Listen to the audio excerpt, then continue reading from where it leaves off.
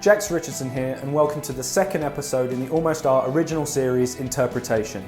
Through a series of creative and collaborative experiments, we hope to gain an insight into the creative processes of artists in different fields, as well as looking at how they interpret and channel inspiration. For this experiment, we gave several visual artists just 1 hour to create a visual piece inspired by a pre-recorded monologue given to them on the day. This first segment features Kat Marshall, a visual artist and musician who has always impressed me with her vibrant use of colour. If you want to see more of Kat's work, please check out the links below. Hey, it's me. I know it's late and you're probably sleeping, but I just needed to get out of my head a little bit. There's only so much talking I can do to myself before I start to feel weird and reject my own company, and to be honest, I'm not sure exactly how guilty I should feel about maybe waking you up, as how do I know really that you're actually feeling anything in response? I've been toying with this idea for a while now that, just like a game, I'm in control of me and everyone else is just a bot, programmed to react to me.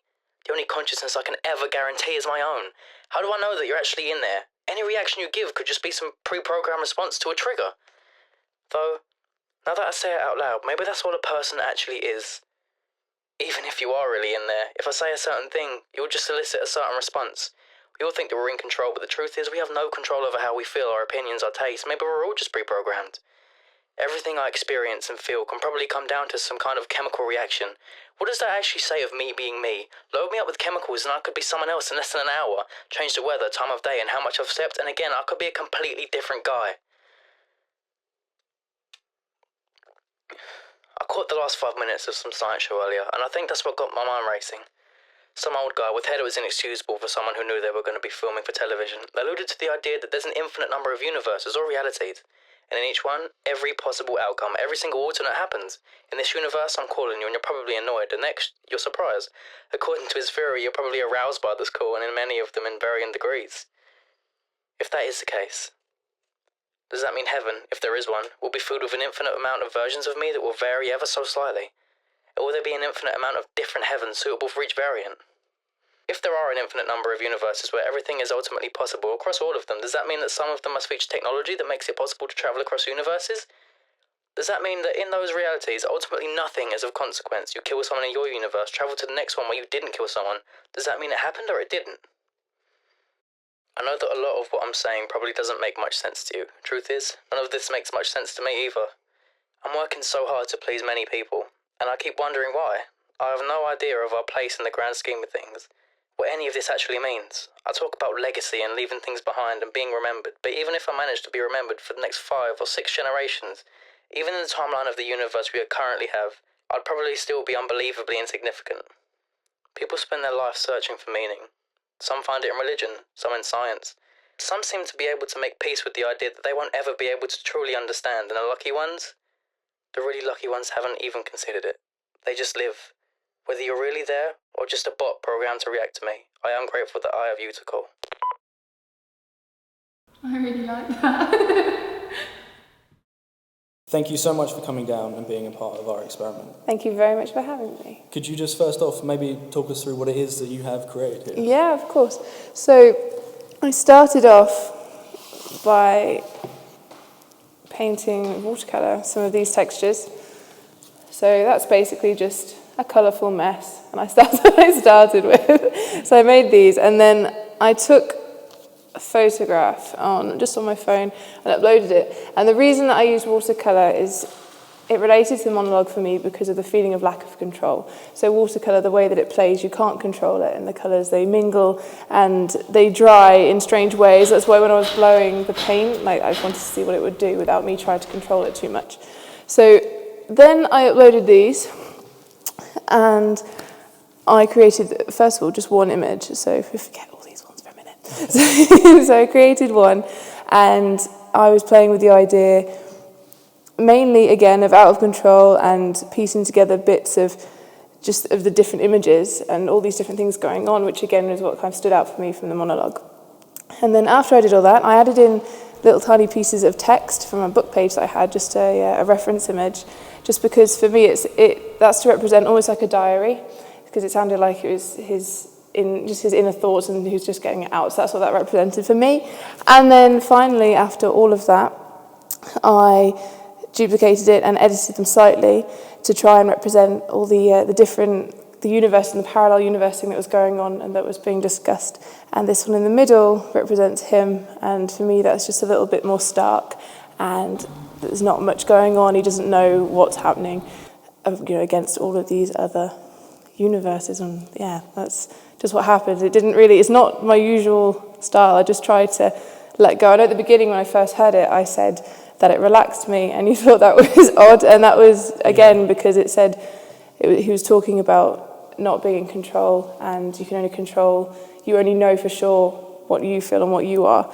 So it relaxed me because I tapped into that and just let things happen, and that's what happened. So that's that. It seems like there was many different stages in terms of how you created this. Mm-hmm.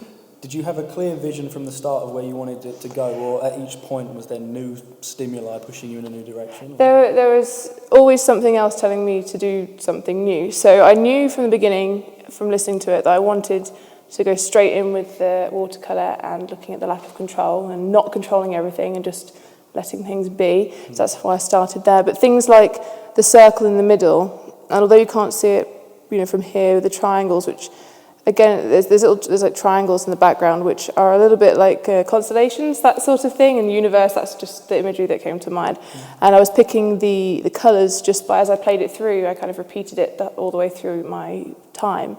And I just picked the colours that felt right at the time and the mood that it gave me. So I just went with it, really. The only things that I knew was that from the beginning that I wanted to have this repetition as soon as I heard about the different universes and different an infinite amount of choices and results and all of that. So I knew that, and I knew that I wanted to use watercolour, but apart from that, I just went with it and waited to see what happened. Did the time restraint that was imposed on you today have an impact on how you had to approach this? It provided a limitation, and it changed how I'd usually work. I wouldn't say it was a negative impact, but for example, I much prefer these textures once they're completely dry.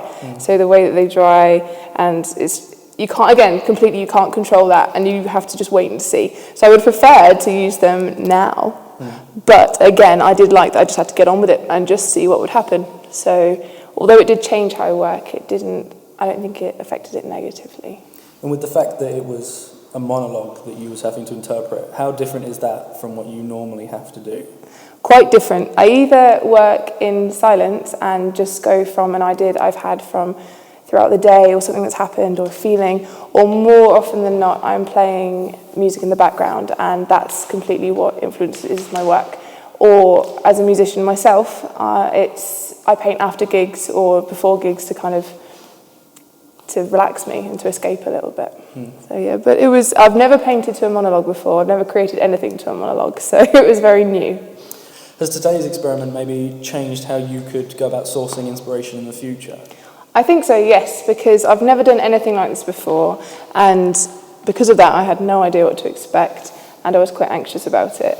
And I was thinking, I've never done that, I've never been under pressure and said you have to have this and take inspiration from this, now go and create something. I've never had that before, and usually I would just paint as and when, unless it's commissioned work, and that has its own stresses because then you have a deadline and you have to get it right. But normally I just have inspiration for whatever reason, and then I paint just to my own deadline, and I don't have any stresses, and it's kind of the inspiration comes first, and then I paint, not being told I have to paint and then hear the inspiration. So whereas before I was quite anxious about doing that, I would be quite interested in putting myself under a similar situation and seeing what happens, because I had no idea that was going to happen. I really like that. It's really exciting to know that you're going to sit down, listen to something, or have some sort of stimulus to paint to or to work with, and you're going to have a finished piece at the end, and that's really exciting. So I'd like to experiment more with your experiment. I like it. It looks fantastic. Thank you. Thank you so much for coming down and being a part of this. Thank you very, very much for having me. That was Kat Marshall there, and once again be sure to check out more of her work at the links below. Also, be sure to have a look at the other parts of today's experiment and last month's experiment just in case you missed it.